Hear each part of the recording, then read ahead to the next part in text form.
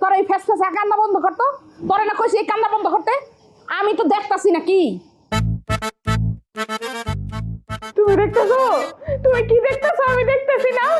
একবার না, দুইবার না, তিনবার না, পরপর কতবার এসে সুন্দরী আমার আর মান্না ভাইয়ের মধ্যে ঝামেলা তৈরি করতেছে। কই, তুমি তো একবারও দেখলা না? তুমি তো তোমার মায়ের কিছু কইলা না?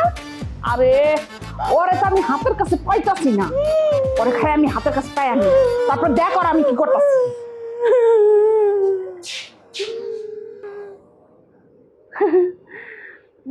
তোমরা আমার দিকে এমন ভাবে দেখতেছো মনে হয় আজকে জীবনে প্রথম দেখতেছো। কি হয়েছে? প্রথম না, তোরে আমরা জীবনের শেষবারের মতো দেখ। আম্মা, তুমি কি এখন এই জায়গায় বসে বসে ওর কথা শুনবা নাকি অ্যাকশনে যাবা? অ্যাকশনে যাবে মানে? কিসের অ্যাকশন? হাই হাই, তোরা এখনই চলে যাবি? কিন্তু কেমনে যাবি? ঘরে তো কোনো দড়ি দেখি না। বিষ কিনছোস? এই তুই কি আমার লগে ইয়ার কি শুরু করছস? হ্যাঁ হারাম জাতি, কি শুরু করছস এগুলা? হ্যাঁ কি শুরু করছস? আম্মা আম্মা লাগতেছে, কাটটা ধরো, ব্যথা পেতেছি।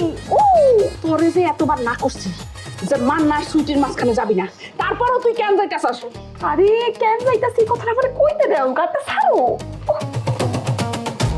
সুচিটা তো আমি ডিস্টার্ব করতেছি না, আমার কথাটা বুঝো। তুমি তো জানো মান্না ভাই কার জন্য দেবা না? ওই পান্নার বউ দিবার লাইগা। সুইটি যদি এখন মান্নার লাইগা সারা দিন রাত কাইন্দা মইরাও যায়, তাও মান্না সুইটির দিকে তাকায় দেখবো না।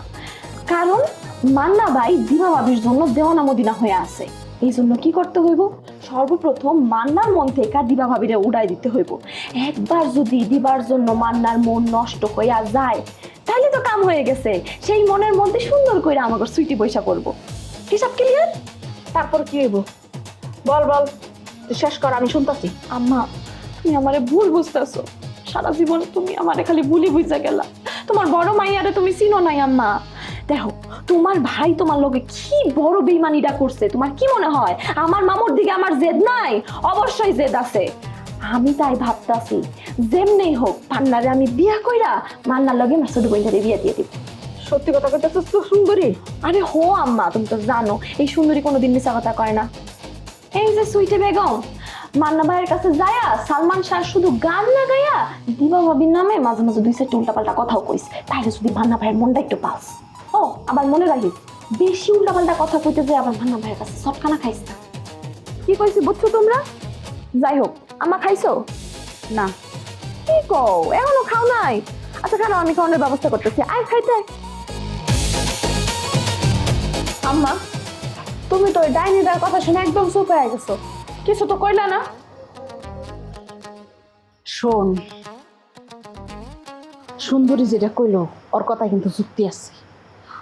তুই ওই দিবার নামে যখন মিশা কথা কবি না, ওই যে শিখাই দিল দুই চারটা দিবার নামে মিশা কথা কইতে, তুই দিবার নামে মিশা কথা কনের সময় দুই চারটা মিশা কথা ওই সুন্দরীর নামেও কয়ে দিবি, যাতে মান্না ওই সুন্দরীর দিকে ঝুঁকা না পড়ে। বুঝতে পারছস কি কইছি? হ, বুঝতে পারছি, কিন্তু আমি যে সুন্দরী বুবুর নামে মান্না ভাইয়ের কাছে যে কথা লাগাবো, কি কথা লাগাবো? আমি তো সুন্দরী বুবুর খারাপ কিছু চোখে দেখি না। দেহ না, একটু খুঁজা বাইর কর। নিজের বইনেরা তো আপন মনে করো না। আমারে দেখে একটু শিক্ষা নেই। আমার ভাই আমারে কত বড় বাসটা দিছে।